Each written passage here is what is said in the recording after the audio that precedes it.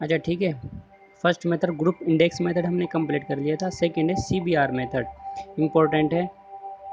ठीक है, अब CBR मेथड हम करते क्यों, क्योंकि क्या है, यूज़ क्यों करते हैं इसका, टेस्ट को CBR वैल्यूज़ का क्या यूज़ है, क्योंकि हम जब भी रोड में रोड्स के अंदर हम थिकनेस ऑफ पेवमेंट या फिर स्ट्रेंथ ऑफ सोइल निकालते हैं, तो उसमें ये निकालने के लिए एक पैरामीटर यूज होता है CBR वैल्यू। तो यहाँ से हम CBR वैल्यूज की वैल्यू सीधे अडोप्ट कर लेते हैं। ठीक है, because of finding out the strength of soil and the thickness of the pavement. ठीक है, तो पहले इस अपरेटस को ये वैल्यू निकालने के लिए एक टेस्ट करते हैं। ठीक है, अब टेस्ट इस अपरेटस से करते हैं, तो आप पहले इस अपरेटस को समझ लो कि अपरेटस क्या है। ठीक है, सिंपल अपरेटस है। ठीक है, ये आपका एक वेसल दे रखा है, वेसल के अंदर यहाँ पर आपके सोइल प्रोवाइड कर रखी है। वेसल 150 mm का है। ठीक है, इसकी डाया 150 mm है वेसल की। ठीक है, इसके अंदर कॉम्पैक्टेड सोइल है, ये प्रॉपरली कॉम्पैक्टेड सोइल है। ओके, ये सोइल प्रॉपरली कॉम्पैक्टेड सोइल है। ठीक है, इसके ऊपर हम एक प्लंजर प्रोवाइड कर देते हैं। ठीक है, इस तरीके से एक प्लंजर प्रोवाइड कर रखा है। ठीक है, प्लंजर की डाया कितनी है, प्लंजर की डाया 5 सेंटीमीटर है। ओके, अब उस प्लंजर के ऊपर हम एक लोड प्रोवाइड करते हैं। ठीक है, और जो इस वेसल के और प्लंजर के बीच में एक डायल गेज प्रोवाइड कर देते हैं। डायल गेज क्या बताता है अपने को, डायल गेज जितना भी सेटलमेंट हो जाएगा सोइल के अंदर, वो अपने को डायल गेज से पता लग जाएगा। ठीक है, अब इसमें हम करते क्या हैं, इसमें हम 2.5 सेंटीमीटर के लिए पेनिट्रेशन के लिए लोड की वैल्यू निकाल लेंगे एक तो। ठीक है, और 5 सेंटीमीटर पेनिट्रेशन के लिए लोड की वैल्यू निकाल लेंगे P1 और P2। ठीक है, और फिर क्या करेंगे, एक ग्राफ ड्रॉ कर लेंगे। ठीक है, अभी बताता हूँ, अभी समझ आ जाएगा। ठीक है, मतलब कि हम 2.5 सेंटीमीटर पेनिट्रेशन के अबाउट लोड की वैल्यू और 5 सेंटीमीटर पेनिट्रेशन के अबाउट लोड की वैल्यू निकाल के, और वो भी फॉर्मूले बताऊंगा, उस फॉर्मूले में पुट करके आप CBR की वैल्यू निकाल सकते हो।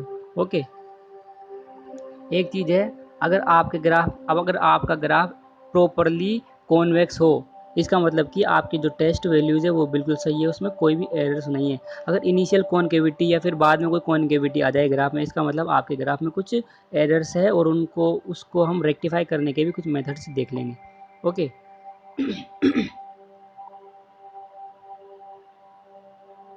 देखो इस तरीके से ये ग्राफ ड्रॉ कर लेते हैं हम, ये ग्राफ ड्रॉ कर लेंगे हम किस किस के बीच में, पेनिट्रेशन और लोड के बीच में। तो 2.5 mm पेनिट्रेशन पर लोड की वैल्यू निकाल लेंगे, फाइंड आउट कर लेंगे। ठीक है, और 5 mm पेनिट्रेशन पे लोड की वैल्यू फाइंड आउट कर लेंगे। ठीक है, ये पॉइंट यही बोल रहा है। और फिर क्या करेंगे, इस फॉर्मूले से हम क्या करेंगे, सब ग्रेड लेयर के लिए, ये सब ग्रेड लेयर के लिए। ठीक है, ये याद रखना, CBR वैल्यू कैसे निकालेंगे, 5 mm पेनिट्रेशन के लिए कैसे निकालेंगे, कि penetration about that point load value, उस पेनिट्रेशन पर लोड की value divided by 1370 multiplied by 100 percentage में निकालने के लिए वो। ओके, अब आप बोलोगे 1370 क्या है, हम जो रोड्स के अंदर सोइल यूज़ करते हैं उसका कंपैरिजन हमेशा स्टैंडर्ड जो सोइल है उससे करते हैं, और स्टैंडर्ड सोइल कौन सी, आपकी क्रस्ड स्टोन है, CRUSHED, क्रस्ड स्टोन है। ठीक है, क्रस्ड स्टोन के कंपैरिजन में हम ये वैल्यूज लेते हैं। ठीक है, दो तो जो 2.5 mm पेनिट्रेशन के ऊपर क्रस्ट स्टोन की स्टैंडर्ड वैल्यू लोड कितना आता है, 1370, और 5 mm पेनिट्रेशन पर क्रस्ट स्टोन का स्टैंडर्ड लोड कितना आता है, 2050। तो इस तरीके से हम उसके कंपेरिजन से ये दोनों वैल्यूज़ निकाल लेंगे। ठीक है, load about 5 kg, load 5 centimetre penetration divided by 2055 multiplied by 100। अब इसमें से जो भी मैक्सिमम वैल्यू होगी वो हम अडोप्ट कर लेंगे। ठीक है, अब एक पॉइंट और देखो इसके रेस्पेक्ट में, अगर आपकी CBR की वैल्यू इसकी वैल्यू ज़्यादा है दोनों में से, तो हम इसको सीधा ही कंसिडर कर लेंगे कि ये वैल्यू सही है। अगर आपकी ये वैल्यू ज़्यादा आ जाए तो हम क्या करेंगे, टेस्ट को रिपीट करेंगे। ठीक है, ध्यान से सुनना क्या बोल रहा हूँ, अगर इसकी वैल्यू ज़्यादा आ जाए तो हम टेस्ट को रिपीट करेंगे, और उसके बाद में जो भी वैल्यू ज़्यादा आ जाए उसको हम अडोप्ट कर लेंगे। ठीक है, लेकिन ऑब्जेक्टिव्स के अंदर आप सीधा जिसकी भी वैल्यू ज़्यादा आए दोनों में से, तो वही वैल्यू आप सीधे अडोप्ट कर लेना। ओके, देखो यही बोल रहा है स्टैंडर्ड 2.5 mm पेनिट्रेशन पर स्टैंडर्ड लोड कितना है 1370 और 5 mm पेनिट्रेशन पर लोड कितना है 2055। ये क्या है क्रस्ड स्टोन का है CRUSHED। ये क्या है क्रस्ड स्टोन के लिए है, ठीक है। ऑब्जेक्टिव में पूछ लेता है कि ये स्टैंडर्ड वैल्यू है ये कौन से स्टोन के लिए प्रोवाइड करते हैं, ये क्रस्ड स्टोन के लिए है ना। इसके कंपैरिजन में ही हम अपनी सोइल की जो लोड है वो निकालते हैं CBR वैल्यूज़, ओके। इसलिए हम फॉर्मूले में ये वैल्यू यूज़ करते हैं, ठीक है। अगर आपको जो आपकी सोइल है जिसका आप निकाल रहे हो टेस्ट कर रहे हो वो अगर प्रेशर के फॉर्म में दे दे, kg पर सेंटीमीटर में दे दे, kg पर सेंटीमीटर स्क्वायर के टर्म में दे दे, तो उसके लिए फिर आपकी स्टैंडर्ड लोड की वैल्यू चेंज हो जाएगी। तो 2.5 mm पेनिट्रेशन के लोड की वैल्यू 70 kg पर सेंटीमीटर स्क्वायर आ जाएगी और 5 mm के लिए 105 kg पर सेंटीमीटर स्क्वायर आ जाएगी in the form of pressure, ठीक है। अगर प्रेशर की फॉर्म में दे तो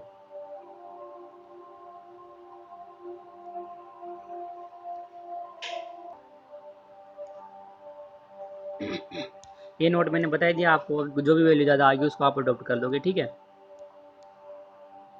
अब देखो अगर ग्राफ के अंदर इनिशियल कॉन्केविटी आ गई, देखो इनिशियल कॉन्केविटी आ गई पहले ग्राफ के अंदर, ठीक है। उसके बाद में वो इनिशियल कॉन्केविटी आ गई, उसके बाद में कॉन्वेक्स हो रहा है ग्राफ। इसका मतलब क्या है कि आपकी जो टेस्ट वैल्यूज है वो उसमें कुछ ना कुछ एरर है, और जो आप 2.5 mm पेनिट्रेशन 2.5 mm पेनिट्रेशन पर जो लोड की वैल्यू है वो, और जो 5 mm पेनिट्रेशन पर लोड की वैल्यू है वो दोनों वैल्यूज आपकी गलत है। तो हम करेंगे क्या, इसको सही इसको सही करने के कुछ मेथड्स है, कुछ तरीके हैं, वो देखते हैं क्या है। अगर कुछ एरर्स आ जाए आपके टेस्ट के अंदर तो सबसे पहले तो आपको कुछ साउथ प्रिकॉशंस है वो ध्यान रखने हैं। वो क्या है कि जब आप टेस्ट कर रहे हो तो सोइल का सरफेस है वो प्रॉपरली हॉरिजॉन्टल होना चाहिए, ठीक है, ट्रूली हॉरिजॉन्टल होना चाहिए। और जो भी प्लंजर यूज कर रहे हो उसका बॉटम भी प्रॉपरली हॉरिजॉन्टल होना चाहिए, ट्रूली हॉरिजॉन्टल होना चाहिए, ठीक है।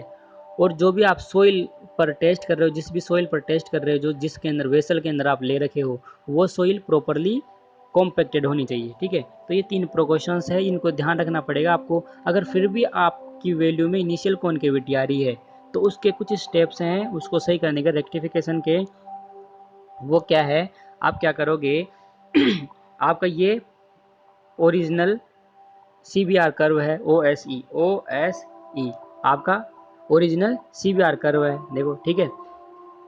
तो अब आप क्या करोगे, स्टेप नंबर फर्स्ट क्या करोगे, आपको वो पॉइंट ढूंढना है जो इस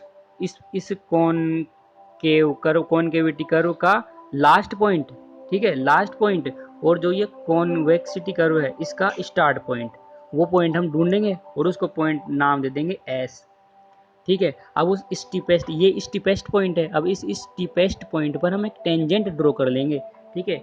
ये हमने एक टेंजेंट ड्रॉ कर ली। अब ये टेंजेंट जा करके पेनिट्रेशन पे कहीं मिलेगी, ठीक है। तो अब जो ये यहाँ पर मिल गई उसको इनिशियल पॉइंट मान करके 2.5 mm पेनिट्रेशन पर लोड की वैल्यू और 5 mm पेनिट्रेशन पर लोड की वैल्यू फाइंड आउट कर लेंगे, और वही हम अपनी करेक्टेड CBR वैल्यूज होगी, ठीक है। जो करेक्टेड कर्व कौन सा हो गया, करेक्टेड कर्व ASE अपना करेक्टेड कर्व हो गया, ठीक है। स्टेप्स मैंने बता दिए, स्टेप्स वही बोल रहा है, सारे स्टेप्स वही हैं, ठीक है।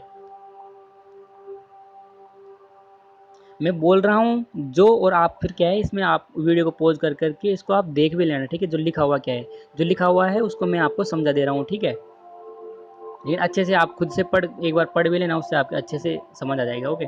अब देखो हमने जो भी हम ये एक रिलेशन दे रखा है, ये रिलेशन किसके लिए दे रखा है कि कोई भी लेयर है, मान लो कोई भी लेयर हो, उस लेयर का अगर आपको CBR वैल्यू पता है तो आप उसके ऊपर कितने थिकनेस प्रोवाइड होगी वो आप इस रिलेशन से निकाल सकते हो। किसी भी लेयर के लिए निकाल सकते हो, बस आपको ये पता होना चाहिए कि उस लेयर की CBR वैल्यू कितनी है, ठीक है। तो ये फॉर्मूला दे रखा है, टी सेंटीमीटर में निकलेगी थिकनेस, ठीक है, is equals to √1.75 p divided by CBR in percentage minus P upon pi P। यहाँ पर कैपिटल P क्या है, यहाँ पर कैपिटल P तो व्हील लोड है इन kg, और स्मॉल p क्या है, स्मॉल p टायर प्रेशर या कॉन्टैक्ट प्रेशर। ये दोनों चीज़ें मैंने पिछले लेक्चर में समझा दिया, ठीक से आप पिछला लेक्चर देखो, ओके। उसको प्रॉपरली देखें, हम मेरे जो भी लेक्चर्स हैं वो सारे पिछले लेक्चर से कुछ कुछ कंपेरिजन करेंगे, ठीक है। तो पिछले लेक्चर्स को भी आपको देखना पड़ेगा, सिंपल है वैसे ट्रांसपोर्टेशन, ठीक है, आप देख लेना। फॉर्मूले तो आपको याद रखने पड़ेंगे, ठीक है। अब देखो इसके कुछ लिमिटेशंस है, कुछ लिमिटेशन देख लेते हैं। इसकी पहली लिमिटेशन है कि quality of material is not considered. इसके अंदर मटेरियल की क्वालिटी कैसी है वो हम कंसिडर नहीं करते, या तो पुअर क्वालिटी हो या फिर हायर क्वालिटी हो, that is not dependent on the CBR values. यही क्वालिटी ऑफ पेमेंट या क्वालिटी ऑफ मटेरियल जो हमने इससे पहले ग्रुप इंडेक्स मेथड पढ़ा था, उसमें भी क्वालिटी ऑफ मटेरियल कंसिडर नहीं करते थे, ठीक है। और उसके अंदर तो ग्रुप इंडेक्स मेथड में, GI मेथड में तो हम थिकनेस ऑफ पेमेंट भी कंसिडर नहीं करते हैं, ठीक है, उससे भी हमको कोई फ़र्क नहीं पड़ता है, ठीक है। लेकिन इसमें तो थिकनेस ऑफ पेमेंट कंसिडर करेंगे, ठीक है। अभी क्वेश्चन करेंगे किसके ऊपर, ये वाला क्वेश्चन करेंगे। और दूसरी वैल्यू अगर CBR, दूसरी बात क्या है, लिमिटेशन क्या है, अगर आपकी CBR की वैल्यू 12% से ज़्यादा चली गई तो जो ऊपर जो रिलेशन बताया था ये रिलेशन वैलिड नहीं होगा आपका, ठीक है। ये रिलेशन आपका जब ही वैलिड है जब आपकी CBR वैल्यू 12% से कम हो, ठीक है। जब भी आपका ये रिलेशन वैलिड होगा, नहीं तो ये रिलेशन वैलिड नहीं होगा। ओके, तो देखो ये क्वेश्चन है, क्वेश्चन क्या बोल रहा है, क्वेश्चन बोल रहा है CBR test was conducted soil following results. तो देखो आपको 2.5 सेंटीमीटर में पेनिट्रेशन पे लोड की वैल्यू दे रखी है और 5 mm पेनिट्रेशन पर लोड की वैल्यू दे रखी है, ठीक है। लोड की वैल्यू दे रखी है, तो आप इससे क्या निकाल लोगे इसके लिए CBR वैल्यू निकाल लोगे, इसके लिए CBR वैल्यू निकाल लोगे, और जो भी आपकी ज़्यादा वैल्यू होगी CBR की वही आप अडोप्ट कर लोगे, ठीक है। फिर आगे क्या बोल रहा है, आगे बोल रहा है assume the curve through out convex. Curve को थ्रू आउट कॉन्वेक्स अज्यूम करो। इसका मतलब क्या है कि कर्व में कोई भी आपके टेस्ट में कोई भी एरर नहीं है, ठीक है। और फिर आपको ये मटेरियल्स दे रखे हैं, 1 2 3 4 मटेरियल्स दे रखे हैं, और बोल रहा है कि ये जो मटेरियल्स दे रखे हैं इनको आप आपकी जो भी CBR वैल्यू आएगी, मान लो आपकी CBR वैल्यू ये आ गई, तो इस CBR वैल्यू की जो थिकनेस होगी इसके ऊपर आप इन इन मटेरियल्स को प्रोवाइड करो और उनकी इंडिविजुअल थिकनेस कितनी होगी ये बताओ आप, ठीक है। जब जब आपकी थिकनेस लास्ट जो बिटुमिन की लेयर है उसकी थिकनेस 4 सेंटीमीटर है, और जो आपका लोड की वैल्यू है वो 4100 kg है, और जो टायर प्रेशर है, ठीक है, वो 7 kg पर सेंटीमीटर स्क्वायर है, ठीक है। समझ आ गया क्वेश्चन क्या है, आप खुद से सोल्व करो, मैंने समझा दिया, आप खुद से सोल्व करो, ठीक है। और फिर नहीं समझ आए तो फिर आप वीडियो को पॉज कर लो, फिर उसके बाद में आप सोल्यूशन देखना, ठीक है। सोल्यूशन बताता हूँ क्या है ये आपको दे रखी है, ये भी आपको दे रखी है, ठीक है। तो आप CBR वैल्यू 2.5 mm पेनिट्रेशन पर CBR वैल्यू और 5 mm पेनिट्रेशन पर CBR की वैल्यू निकाल लोगे, ठीक है। जो मैंने बताया था अभी उससे इन दोनों की वैल्यूज निकाल लोगे, तो इसमें ज़्यादा कौन सी है, ये वाली, तो ये वाली आप अडोप्ट कर दोगे, ठीक है। फिर आपको क्या करना है, मैंने बताया था कि कौन सी, ये आपकी CBR वैल्यू आ गई वो सब ग्रेड के लिए, ठीक है, सब ग्रेड के लिए आ गई। तो अब आपको यहाँ के लिए आपकी वैल्यू आ गई यहाँ के लिए, तो इससे ऊपर आपकी कितनी थिकनेस प्रोवाइड होगी ये आपको मैंने एक रिलेशन बताया था अभी ऊपर, ठीक है, उससे आप निकाल लोगे। तो देखो क्या करोगे, T1 निकालोगे आप, ये रिलेशन मैंने बताया था आपको, ठीक है। CBR वैल्यू आपके पास है, P की वैल्यू आपको दे रखा है, टायर प्रेशर आपको दे रखा है, ठीक है, सब कुछ आपके पास है, ठीक है। तो जब आपसे निकालोगे तो 38.15 आई, ठीक है। मतलब कि यहाँ से ये यहाँ तक की थिकनेस कितनी आई, 38.15 सेंटीमीटर, ठीक है। अब आप यहाँ से और इसके ऊपर की थिकनेस निकाल लो, उसको T1 बोल रखा है इसने, सॉरी, जो ये आपकी जो यहाँ से थिकनेस है, ठीक है, इसके लिए जो थिकनेस निकालोगे वो इसके ऊपर निकालोगे, तो वो आपकी T1 आ गई, ठीक है। T1 आपने निकाल लिया।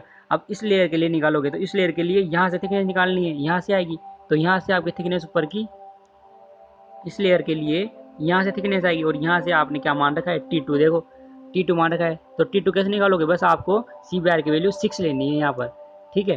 देखो T2 कैसे निकालोगे, वही फॉर्मूला यूज करोगे आप सेम, बस आपको ये याद रखना है कि यहाँ पर CBR की वैल्यू 6 लेनी है। पहले कितनी ली थी, 4.75, क्योंकि वो उस लेयर की से ऊपर के लिए थिकनेस डिजाइन कर रहे थे। अब 6 जिसकी CBR वैल्यू है, जिस लेयर की 6% CBR वैल्यू है, उसके ऊपर थिकनेस कितनी होगी उसके लिए हम ये कर लेंगे। उसके बाद में आपकी 12 के लिए करेंगे तो T3 ये आ जाएगा, ठीक है। समझ आ गया, आई होप यू अंडरस्टैंड, ठीक है। फिर क्या करना है, अपने को T3 निकालने की जरूरत, आप निकाल सकते हो, कुछ उसमें नहीं है, आप निकाल सकते हो, ठीक है। जैसे हमने T2 और T1 निकाला, ऐसे ही आप T3 निकाल लोगे, लेकिन उसकी ज़रूरत नहीं है, क्यों, क्योंकि हम सीधा ऐसे इस तरीके से निकाल लेंगे। देखो कैसे, अगर आप T1 में से इस T1 में यहाँ से यहाँ तक की डिस्टेंस के अंदर से आप इतनी डिस्टेंस माइनस कर दोगे तो आपका ये इसकी थिकनेस आ जाएगी, ठीक है। और अगर आप इस T2 में से T3 निकाल दोगे तो आपकी ये थिकनेस आ जाएगी, और आप T3 के अंदर से 4 निकाल दोगे तो आपकी T3 आ जाएगी, सॉरी इसकी इसकी थिकनेस आ जाएगी, सॉरी इसकी थिकनेस आ जाएगी, ठीक है। ये तो सिंपल सब सब्ट्रैक्ट और एडिशन करना है, ठीक है, आप जो कर सकते हो, ये तो कुछ नहीं, सिंपल है वो तो आप कर लेना, ठीक है। ये आप थिकनेस निकाल सकते हो, T1 माइनस T2 करोगे तो ये आ जाएगी, T2 माइनस T3 करोगे तो PGC की वैल्यू आ जाएगी, WGC की आ जाएगी, ठीक है, सिंपल है। कंसेप्ट मैंने बता दिया क्या है। फिर उसके बाद में आता है मॉडिफाइड CBR मेथड। जो मॉडिफाइड CBR मेथड क्या है, ठीक है। तो जो भी IRC 37 1980 ने जो भी वैल्यूज़ दे रखी थी उसको, उसकी गाइडलाइंस को IRC ने वापस रिवाइज किया, ठीक है। और उसने क्या किया, जो number of cumulative standard cumulative axle loads है, जो स्टैंडर्ड लोड्स है उनको उसने क्या किया, कमर्शियल व्हीकल के अंदर कन्वर्ट कर दिया, ठीक है। ये पढ़ो, the IRC 37 1998 has revised the guideline for designing the flexible pavement based on the concept of cumulative standard axle rather than the total number of commercial vehicle as earlier. Okay, और ये point तो मैंने आपको बता रखा है पहले ही, ठीक है। अगर 1500 व्हीकल पर डे है तो उसका ट्रैफिक वॉल्यूम, अगर कहीं भी ट्रैफिक वॉल्यूम के लिए 1500 व्हीकल 1500 व्हीकल पर डे आ रहे हैं तो उसके लिए हम रोड डिज़ाइन करेंगे, वो 8.2 टन स्टैंडर्ड एक्सल लोड लेके उसको डिज़ाइन करेंगे, ठीक है।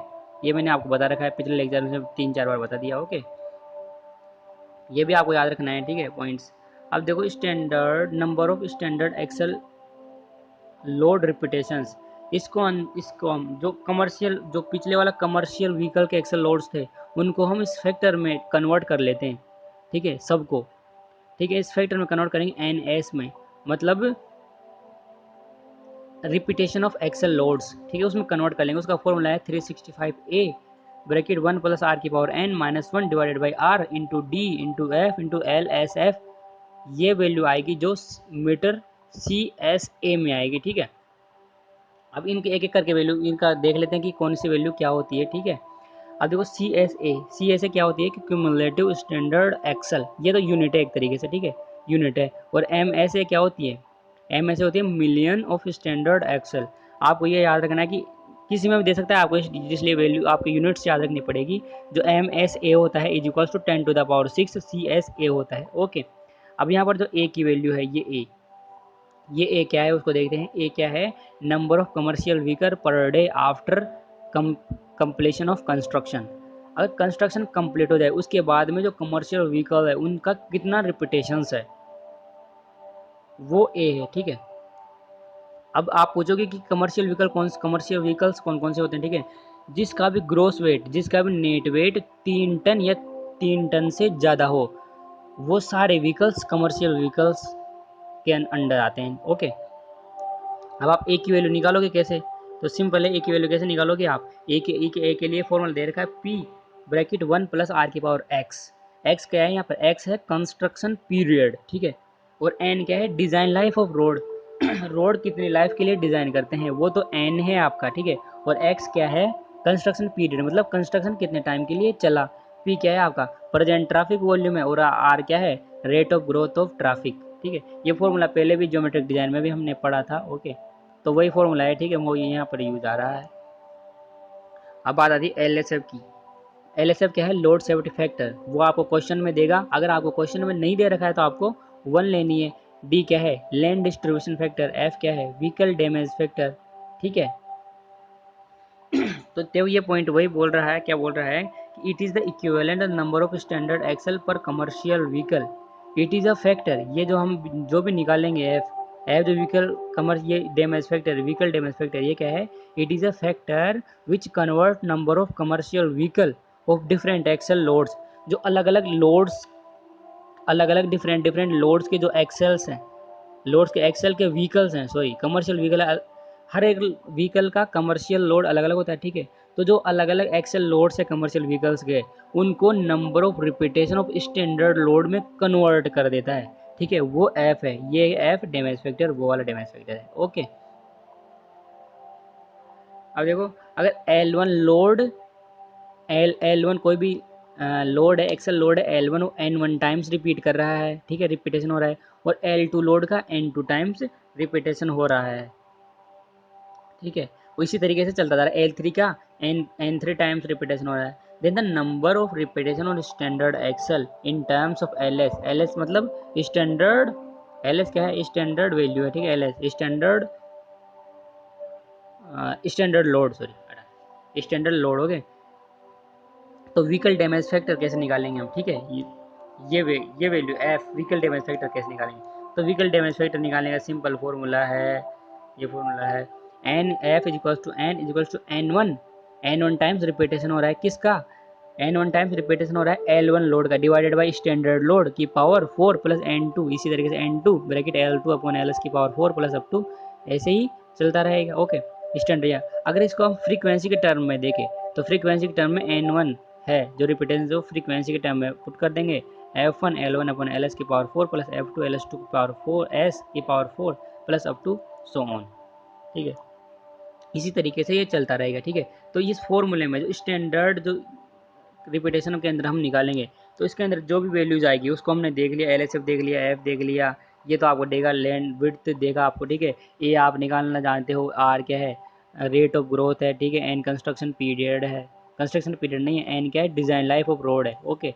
आर क्या है, ग्रोथ ऑफ ट्रैफिक है, ट्रैफिक वॉल्यूम, ठीक है। सी एस एक यूनिट है, ठीक है। सब वैल्यू आपको पता है निकालने के लिए, ओके। तो इससे आप अब इसके ऊपर क्वेश्चंस करते हैं, ओके, ठीक है। आगे ये क्वेश्चन है, मैं क्वेश्चन बोल देता हूँ, ठीक है। क्वेश्चन क्या बोल रहा है, इफ द, देखो पहले क्वेश्चन सुन लो, ठीक है।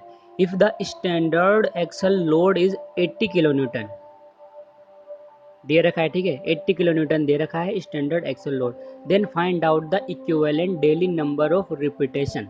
इक्विवेलेंट क्या करना है आपको, equivalent daily number of repetitions निकालने हैं, ओके। अगर आपको दे रखा है एक्सल लोड किलो न्यूटन में दे रखा है 35 से 45 के लिए, 35 से 45 के लिए वैल्यूज आपको दे रखी है रिपीट, इस ये क्या है, किलो न्यूटन में है, ये क्या है, किलो न्यूटन में है। एक्सल लोड दे रखा है, ठीक है, एक्सल लोड 35 से 45 के लिए 800 रिपीटेशंस है, ओके, और 75 से 85 के लिए 400 रिपीटेशंस है, ओके। इतने एक्सल लोड के लिए तो ये रिपीटेशंस है, और 75 से 85 एक्सल लोड के लिए 40 किलो न्यूटन से। तो आपको क्या करना है कि equivalent daily number of repetitions निकालने हैं, ठीक है।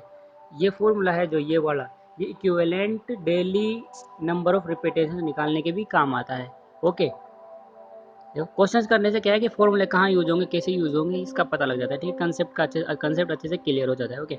तो देखो N1 आपको दे रखा है 800 रिपीटेशन, N2 रिपीटेशन दे रखा है 400, LS आपको देख रहा है 80, और जो स्टैंडर्ड एक्सल लोड निकाल लेंगे, ठीक है, जो क्या है कि एवरेज निकालेंगे दोनों का, ठीक है, 35 से 45 डिवाइडेड बाई 2 400, जिसके लिए N1 दे रखा है अपने को, और 75 से 85 के लिए 400 दे रखा है, तो इसका एवरेज कितना निकालेंगे, 75 plus 85 divided by 2 is equals to 80, दोनों का एवरेज निकाल लेंगे, ठीक है। और सिंपल फॉर्मूले में हम वैल्यूज पुट करेंगे, n इक्वल्स टू N1 आपको दे रखा है bracket 40 plus 40 divided by 80 rest power 4 plus 40 आपको दे रखा है, वापस N2 वैल्यू आपको दे रखी है, सीधा फॉर्मूले आपको वैल्यूज पुट करनी है, ओके। तो यहाँ से 450 आंसर आ जाएगा, ठीक है। ये आपका एक मेथड हो गया, ठीक है, आप या तो इस मेथड से निकाल सकते हो या फिर ठीक है, दूसरा मेथड क्या है, दूसरा मेथड है कि अपने को जो लोड की वैल्यू दे रखी है 35 से 45 के बीच में रिपीटेंस कितने दे रखे हैं 800, तो इनका एवरेज निकालोगे 40, तो इन एवरेज के लिए ये वैल्यू और इस एवरेज के लिए ये वैल्यू दे रखी है ये, ठीक है, 400, ठीक है। तो दूसरा मेथड किस तरीके से सोल्व करेंगे हम, मैक्लोइड थ्योरम यूज करके, ठीक है। मैक्लोइड थ्योरम मैंने पिछले लेक्चर में बताया था, ठीक है, अभी एक बार और बता दूंगा। तो क्या करेंगे कि इसके लिए तो आपकी वैल्यू आ गई ये, और इसके लिए आपकी वैल्यू आ गई ये, ठीक है, 40 के लिए 800 आ गई और 80 के लिए 400 आ गई, ठीक है। अब फिर से हम क्या करेंगे कि वापस इस एक्सेल लोड का एवरेज कितना आया 60 किलो न्यूटन, और जो रिपीटेशंस है उनका एवरेज कितना आया 600। ठीक है, तो इनका एवरेज निकालने मतलब कि इसका एवरेज निकालने के बाद क्या पता लगा कि 60 किलो न्यूटन लोड के लिए रिपीटेशन कितना होगा 600 रिपीटेशंस होंगे। ठीक है, मतलब एवरेज निकाल के एक मैनिपुलेट कर रहे हैं। ठीक है, एवरेज निकाल के, तो फिर मैक्लॉरिड थ्योरम लगाएंगे इसमें P1 N1 equals to P2 N2। मैक्लॉरिड theorem क्या बोलता है, मैक्लॉरिड थ्योरम बोलता है कि जो भी आपका एक्सेल लोड होगा वो एन के इन्वर्सली प्रोपोर्शनल होगा। ठीक है, रिपीटेशन के इन्वर्सली प्रोपोर्शनल होगा। जो आपके लोड की वैल्यू होगी is directly proportional to 1/n। तो इससे क्या जाएगा, इससे ये रिलेशन आएगा P1 N1 equals to P2 N2। मतलब जो भी आपकी लोड की वैल्यू है वो नंबर ऑफ रिपीटेशंस के इन्वर्सली प्रोपोर्शनल होगी। मैक्लॉरिड थ्योरम ये बोलता है। ठीक है, तो उस थ्योरम से हम ये रिलेशन आया। इस रिलेशन में आपको P1 पता है 80, हाँ P1 आपको पता है 80 और N1 आपको निकालना है इक्वल्स टू P2 आपको पता है 60 और N2 की वैल्यू आपके पास 600 है। ओके, इससे आप ये वैल्यू भी आप मैनिपुलेट कर सकते हो। ठीक है, तो आप ज़्यादा इस पे ध्यान मत देना, ये कोई ज़रूरी नहीं है। ठीक है, अब सीधा ये जो फॉर्मूला बता रखा है उससे आप, अगर ये समझ में नहीं आया तो भी कोई ज़रूरी नहीं है। ठीक है, आपको बस ये वाला यूज़ करना है और इससे आपके पास ये आंसर आ जाएगा। ठीक है,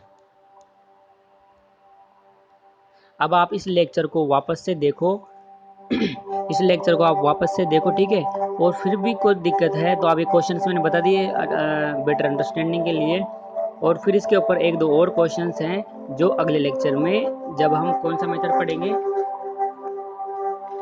अगले लेक्चर में हम ट्राई एक्सियल मेथड पढ़ेंगे। ठीक है, दो मेथड और पढ़ने हैं, ट्राई एक्सियल मेथड और बर्मिस्टर मेथड। तो जो अगले ट्राई एक्सियल मेथड पढ़ेंगे तो उसके अंदर जो आगे के दो क्वेश्चंस हैं वो उस पर करवा दूंगा। आप इस लेक्चर को वापस से देखो, इस पर जो क्वेश्चन करवाए उनको अच्छे से सोचो। ठीक है, कहीं से पढ़ो, और ठीक है, बस थैंक यू।